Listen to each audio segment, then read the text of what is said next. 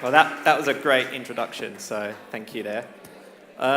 Okay, well, my talk's going to be quite quick because I know it's like kind of late and you guys want to chill out.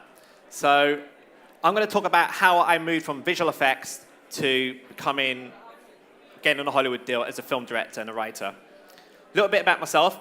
I'm an experienced visual effects artist and a visual effects supervisor. So you probably recognize some of the films I worked on, from big Hollywood movies to TV dramas to commercials, music promos, and many more. I've been doing it for about 14 to 15 years. Started off in video games first. But while I was working in the industry, I had a passion for becoming a filmmaker. Now, a lot of filmmakers go to film school. They do the whole film school thing, and they make films that go to festival and so on. I didn't take that route. I took the route, well, at the time, because I loved video games, so I took the route of working in video games as a cinematics artist. And then from there, I moved into film and became a compositor. And from a compositor, I moved on to becoming a visual effects supervisor, visual effects producer. And then about a year ago, I decided to take the plunge and become a filmmaker. And the only reason I did that is because technology was affordable, tools were affordable, and I'm able to do things much quicker. I mean, cameras are tiny. You can shoot stuff on a GoPro, on an iPhone, on Alexas are really cheap to rent. So gone are the days where you need a massive crew to make a film. That appealed to me a lot because I had a lot of ideas. But the type of films I like to make are the big spectacle science fiction films, which I'm going to show you in my showreel, which is probably why a lot of the films I worked on as a supervisor and an artist are kind of the big spectacle films. So like I said, I transitioned into filmmaking about a year ago. My first film was an animated film called Fubar Redux. I didn't use expensive cameras for that film. I just had a digital SLR, some miniature models, and some wonderful cats and dogs. And I pretty much made an action movie, Michael Bay type movie, with cats and dogs and loads of action, using photography and putting things on cards, doing something called 2.5D. And I made the movie, it did really well online, but I was a bit naive. I thought I could actually go and get a Hollywood deal with an animated movie. I was so wrong. Then I talked to a few people, and they told me, you've got to show you can work with actors, you've got to show you can work in traditional live action. But I didn't want to do that. I didn't want to hire a camera or, oh, is this thing still on? Yeah, hire a camera and actors. I know, I'm a VFX guy. So, oops. So I made my second short film, Project Kronos. I released the trailer in February 2013. Now, the reason I'm showing you this timeline, it's not because I'm showing off. Mainly, I want to show you how quick the process is. I released the trailer in February 2013. I got phone calls from agencies and management in Hollywood and so on saying, we love your trailer. I then went with a manager called Scott Glasgow from IM Entertainment, and having a manager was probably the best thing in my career ever, because it allowed me to have access to get my foot in the industry, and I could focus on being creative. Having a manager meant that he tailored my short film to make sure that this film can be sold. Now, I'm going to stand here and tell you that filmmaking is a business. Yes, it's an art, it's a craft, but you're making a movie for the studio to be played in the cinema. So you have to think from a commercial point of view, while still trying to retain your voice as a director. In April, the film was released, while my manager kind of coached me and mentored me to get it at a good state. It became Vimeo staff picked, it went viral, IO9, Short of the Week played it. It was amazing. I mean, I wasn't expecting that, but it worked.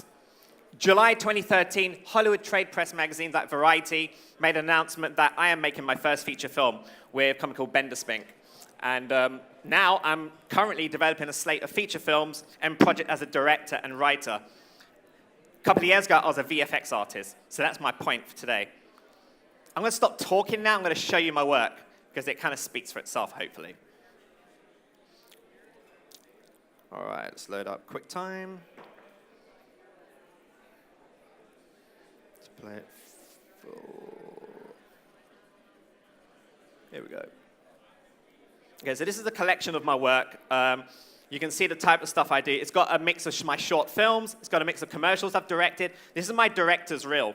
In fact, this reel was cut fairly recently, so you guys are one of the first to see it.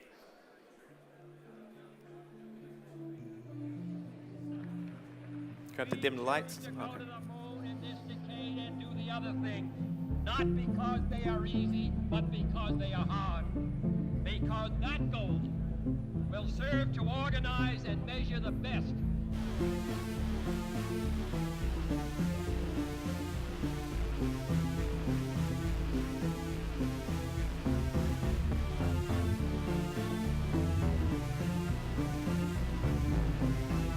Just to let you know that everything you see here was done on this laptop here. No fancy machines. And of course, using Adobe Creative Cloud.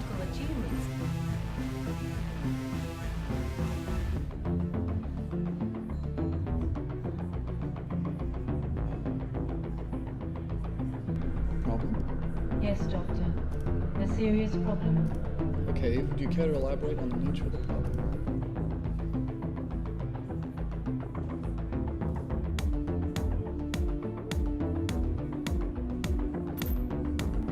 There were some anomalies in the transmission data that the guys couldn't figure out. But it was the fact that the anomalies resembled some sort of two-way communication is what caught our attention. There's a cats and dogs movie.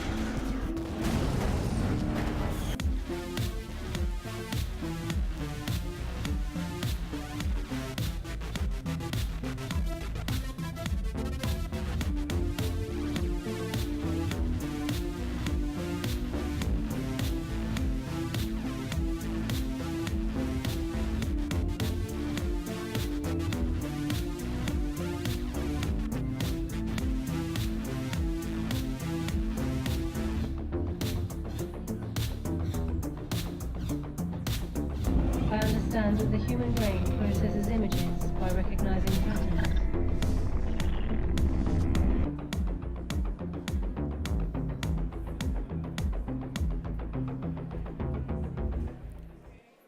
So there you go. So that's my director's showreel. Thank you. I'm not sure what the sound's like here, but I heard a lot of bass on my end, so hopefully the sound's okay on your end. But if you don't, this showreel goes out online in a week's time, so you guys get to see it. Okay, so back to the presentation. Let's quickly put this to full screen. Oh, there we go. Okay, so now that you've seen my work, you've seen the style of work I do. It's very science fiction driven. I love sci-fi. I love movies from James Cameron, did Aliens, Avatar, I love Blade Runner. You can see a lot of influences. I love The Matrix, for example. And being a visual effects artist, you can see that in the work, those shots or those type of films would not be possible without the use of visual effects, period. So the sort of films I make rely on visual effects. Visual effects is my tool. It's my storytelling tool. Now, it doesn't matter how cool your shots look, it's all about the story, and that story is key. So I use visual effects to tell compelling science fiction stories. And most of my work is pretty much done on the Adobe Creative Cloud. Now, I have to admit, a little confession here. About a year and a half ago, maybe 2 years ago, I didn't use Adobe software at all. I used Nuke, the old Flame, Maya. I used all the high-end sort of software. And I used to look at the Adobe stuff and go, that's for motion graphics. That's for motion designers. What do I want to do with that? That's Photoshop, and After Effects is for cutouts and stuff. I was so wrong. I bumped into a guy called Matthew Jives and Simon Williams, two guys from Adobe. They convinced me to try the Adobe Creative Cloud on a project. And what better way to learn Adobe Creative Cloud than to try it on a project? Forget going through tutorials and stuff like that. Forget it. Just do it on a project. So Project Kronos, the film that got me signed into Hollywood, the film that became viral, was a film using Adobe Creative Cloud as a way of me learning Adobe Creative Cloud. And it was such an easy transition. So I wanted to share with you on my workflow. This is my everyday workflow, whether I'm doing a proof of concept, whether I'm doing a short film, whether I'm doing visual effects shots on some shows. This is my workflow. So I would use Photoshop to create mood boards, style frames, and concept art. Pretty standard thing, anyway. Most people do that whenever you're pitching to clients. I would use Acrobat when it doesn't crash. I would use Acrobat to package my Bible, my pitch document, because the people I deal with on an everyday basis are executives, film producers. They're always on the go. They don't want to be downloading big, massive files or tons of JPEGs attached to their email. So I use Acrobat to package it in a file format which is downloadable, emailable, and very small file size. I would use Premiere to edit my pitch reel or my concept reel, or my trailer, and then end up editing the actual film with it. The cool thing about Premiere, I mean, I came from a Final Cut background. Totally love Final Cut. But the thing I found about Premiere is I can drag any sort of format I wanted in there. And the sort of director I am is I'm a very hands-on director. I pick up the camera and shoot stuff. Sometimes pisses the DOP off a little bit, but it doesn't matter. I pick up the camera, I shoot stuff. I get my iPhone and shoot stuff. I use GoPro. I mix formats. Premiere is perfect for that. I can drag all that in, don't worry about transcode. So to me, that's fantastic. I then use After Effects for compositing. After Effects has come a long way since I last used it, well, before I started using it. You know, I can do pretty much high-end compositing in After Effects, and I can do mock-up ideas and do 2.5D. I can do all sorts of stuff. It's really cool. And then I start using Audition. I'm not a music guy. I'm not an audio guy. So whenever I work on my films, even though I fund my films, all my visual effects I do by myself, my editing, everything visuals I do by myself. But audio, I never try and do that myself because it's an art form. I respect audio. If I'm going to put the same love and detail in the visuals, then I'm hell going to put the same love and detail in audio. So I'll hire audio guys. But sometimes I need to communicate my ideas to the audio guys. And I'll tell you, it's the hardest thing to communicate sound and audio to sound composers. I can communicate my visual ideas, do mock-ups, show reference from films, but audio is hard. So I dipped into Audition, and I would record sounds, rip sounds from the internet, and make sort of like a mixtape. I would make a mixtape in Audition, and I would cut with sound effect libraries. I can't edit without sound design. I just can't do it, because my films are very action-based, they're very thematic in terms of science fiction, they're high concept. I need sound design. Sound design helps carry my visuals. Once I've locked the edit and the temp sound design, I hand that over to the sound designers and the composer, and it's so much quicker for them to see, yeah, I totally get what you're trying to do, Haz. I totally get the idea. It allows communication much easier, and they'll create music that's similar to what I want or the idea based on that direction. So Audition's fantastic for that. Lastly, I use SpeedGrade. SpeedGrade, I can't believe how fantastic that is. I come from a visual effects background, as I've told you.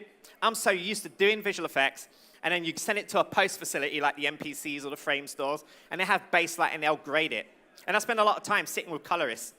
SpeedGrade is the exact same tool those colorists use. I shit you not, it's the same tool. The only difference is you don't have the big hardware. And I was able to grade my film on professional level, Hollywood level, as you saw in the reel, all done in SpeedGrade. The only time I take it to a facility is so that I can sleep at night, just to make sure that my color levels are broadcast friendly, my color levels are cinema friendly. That's the only time I take it to a post facility. All the creative grading I could do myself. And I edit in Premiere, right click, take the shot into After Effects, comp it, dynamic link, then go into SpeedGrade, grade it, share the LUT, all within one environment.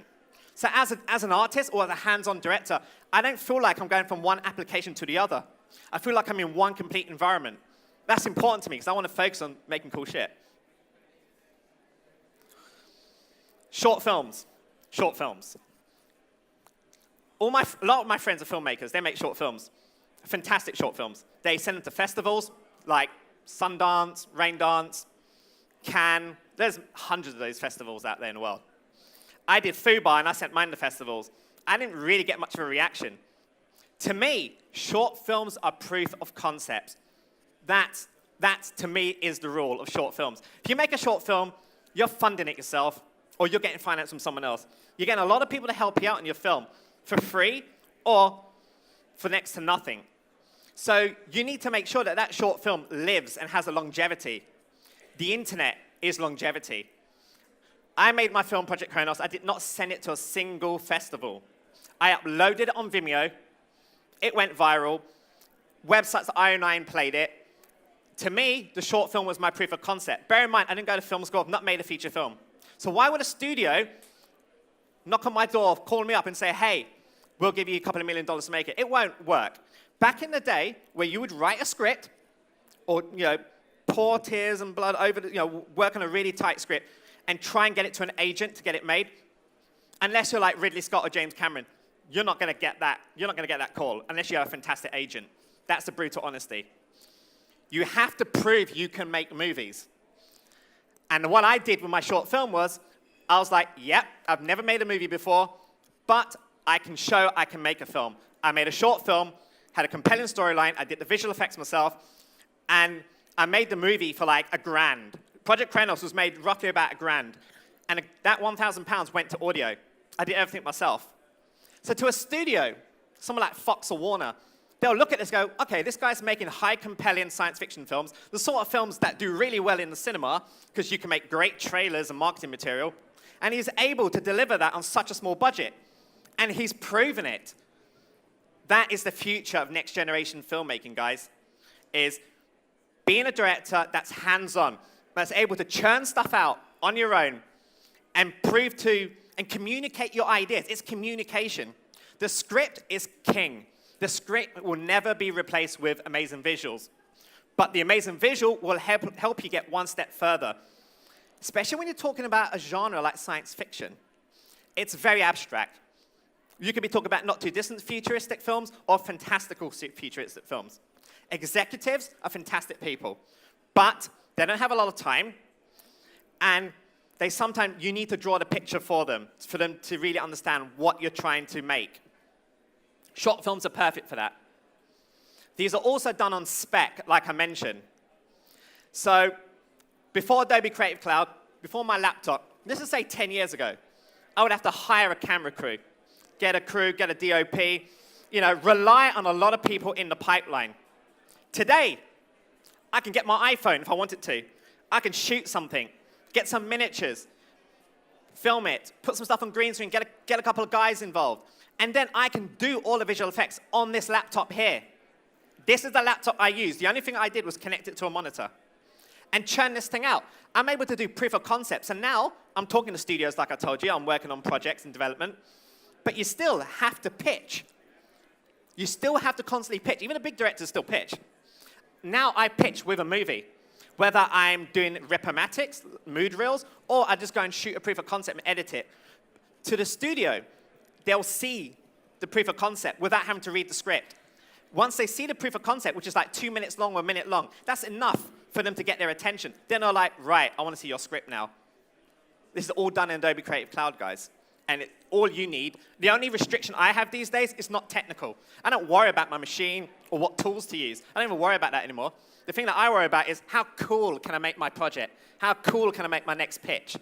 That's what I like to worry about, and that's what an artist should always worry about. So like I said, the script alone is not enough to secure studio interest. And like I said, studio executives read a lot of scripts every day. I mean, these guys receive 10, 20 scripts. And these are from agents, not from unknown people that are not signed. So they've got to have a good reason to decide to stop their lunch or whatever to read my script. Keep it short, keep it succinct. Short films are perfect for that. A short film, even a 30-second clip demonstrating your character, 30-second clip demonstrating your creature, a 30-second clip demonstrating the technique you want to use to tell a story is enough to get studio interest. Every one of you guys can do this. You just got to just buckle up and do something, to pick up a camera and shoot stuff. This is my studio, guys. That's all it is, a laptop hooked up to a cinema display screen. I also have an external hard drive so that I can run stuff really fast and have my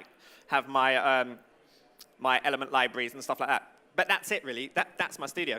Everything you saw in that showreel was done on that laptop. It's the same laptop I'm using today.